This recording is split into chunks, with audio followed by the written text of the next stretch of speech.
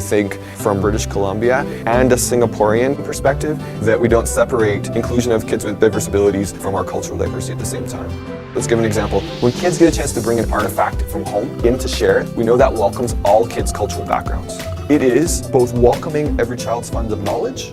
It's also suggesting that we learn more, understand better by seeing every kid's example.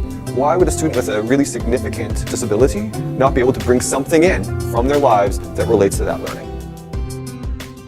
Istilah pendidikan inklusif atau pendidikan inklusi merupakan kata atau istilah yang dikumandangkan oleh UNESCO yang berasal daripada kata Education for All, yang artinya pendidikan yang ramah untuk semua, dengan pendekatan pendidikan yang berusaha menjangkau kepada semua orang tanpa terkecuali. Dalam konsep ini, jelaslah menerangkan pendidikan menjurus kepada semua kanak-kanak normal, sehinggalah kanak-kanak yang berkeperluan khas haruslah mendapat pendidikan yang menyeluruh tanpa terkecuali.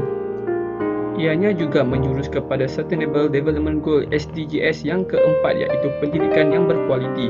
Dalam SDGs yang keempat tersebut menyatakan pendidikan untuk semua sepanjang hayat. Proses pengajaran dan pembelajaran PDP buat murid berkeperluan khas perlu berkonsepkan fun learning.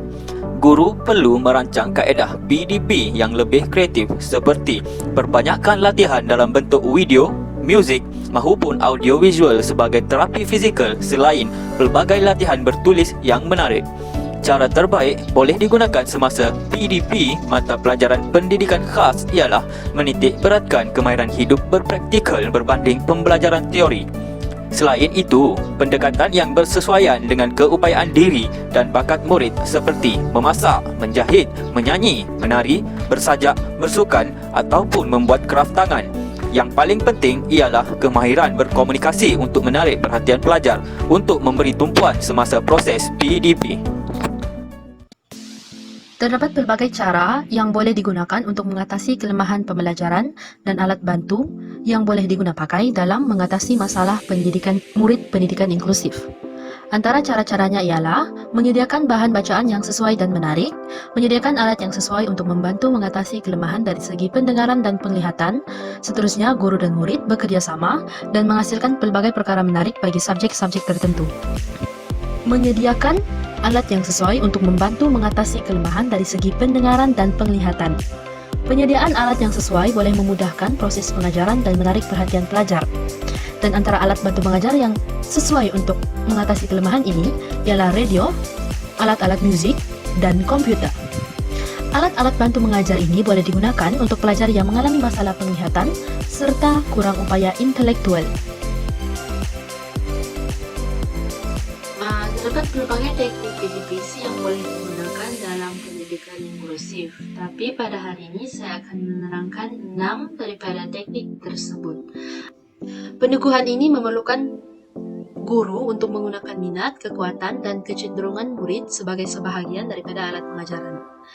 Terusnya ialah pembelajaran berstruktur. Pembelajaran ini memerlukan guru untuk merancang, menyediakan, dan memberi tugasan PDPC secara berstruktur, seperti memberi jakaan susunan jadual aktiviti yang bakal dilaksanakan seharian di dalam kelas. Seterusnya ialah teknik pembelajaran mediatif. Teknik pembelajaran mediatif ini adalah pembelajaran berpandukan komputer yang menggunakan simbol-simbol grafik yang menarik dan membantu murid untuk menyokong pemahaman mereka. Seterusnya ialah cue visual. Cue visual ini memerlukan pemrosesan visual seperti mempamerkan objektif pembelajaran atau objektif secara ringkas sepanjang waktu. Cue ini memerlukan guru untuk menyediakan jadwal kelas serta jadwal individu yang memastikan pelajar dapat menumpukan perhatian terhadap PDPC. Teknik chunking. Kaedah ini melibatkan pengumpulan elemen yang berkaitan dalam satu urutan kecil. Urutan ini memudahkan proses mengingat serta meningkatkan perhatian murid. Sesuai diaplikasikan untuk pelajar yang menghadapi kurang upaya intelektual. Teknik yang terakhir ialah penyelesaian masalah. Pendekatan PDPC yang menggalakkan penyelesaian masalah menggunakan contoh sebenar. Contohnya, guru menunjukkan situasi masalah kehidupan harian terhadap murid, lalu murid menginterpretasi data tersebut.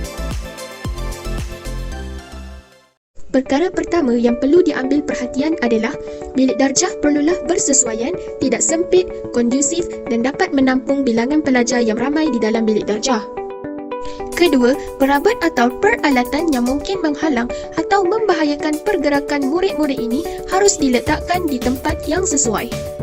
Ketiga pula, MBK perlu dibekalkan dengan bahan bacaan yang mempunyai kualiti cetakan yang baik dan besar. Akhir sekali, murid berkeperluan khas juga boleh digalakkan untuk menggunakan kemudahan ICT atau komputer yang bersera pendidikan khas. Kanak-kanak berkeperluan khas mempunyai hak mendapat pendidikan yang sama rata dengan rakan-rakan mereka dalam pendidikan inklusif. Tiada diskriminasi guru dalam sesi pembelajaran melibatkan murid berkeperluan khas. Guru memainkan peranan penting memastikan murid berkenaan tidak merasa wujud perbezaan dengan rakan-rakan sebaya di kelas arus perdana. Oleh itu, marilah kita saksikan lawatan yang dijalankan oleh dua orang guru yang berasal daripada Singapura ke sebuah sekolah yang berada di British Columbia. Lawatan ini bertujuan untuk melihat sendiri bagaimanakah pendidikan inklusif dijalankan di sekolah tersebut. Nice guess. Yeah, that's good. Okay. Ahmad merupakan kanak-kanak autisma di bawah kategori Global Developmental Delay, iaitu perkembangan lewat.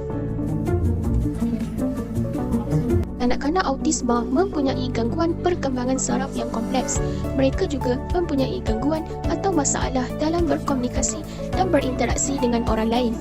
We want him to talk more. So when they're on the swings, Ahmed, like all kids, will talk more with his friends than he will with his teachers.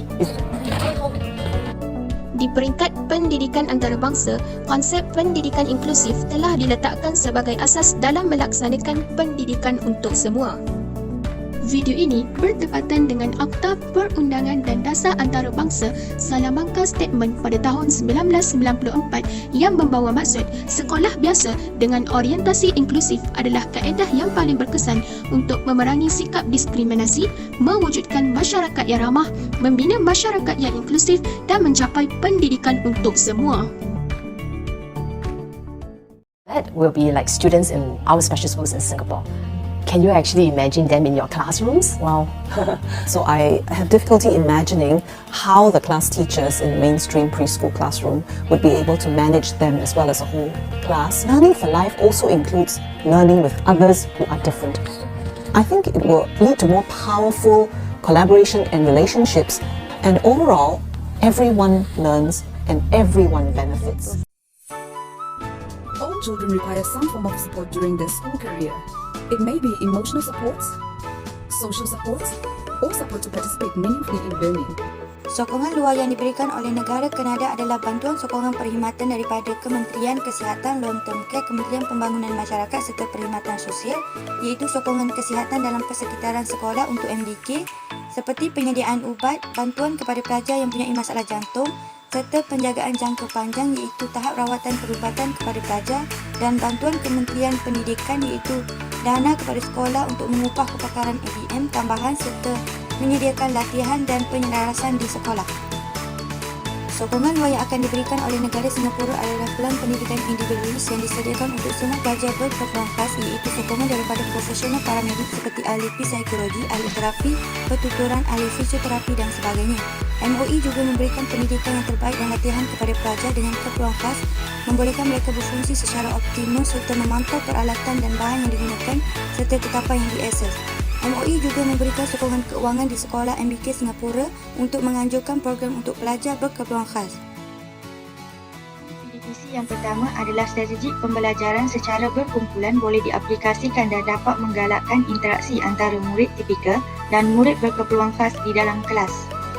Cadangan PDPC yang kedua adalah pihak kerajaan haruslah memberikan peluang kepada murid berkeperluan khas menceburi mana-mana bidang kemahiran dengan menyediakan perkhidmatan institusi atau kelas kemahiran seperti kelas latihan perindustrian, kelas memasak dan sebagainya.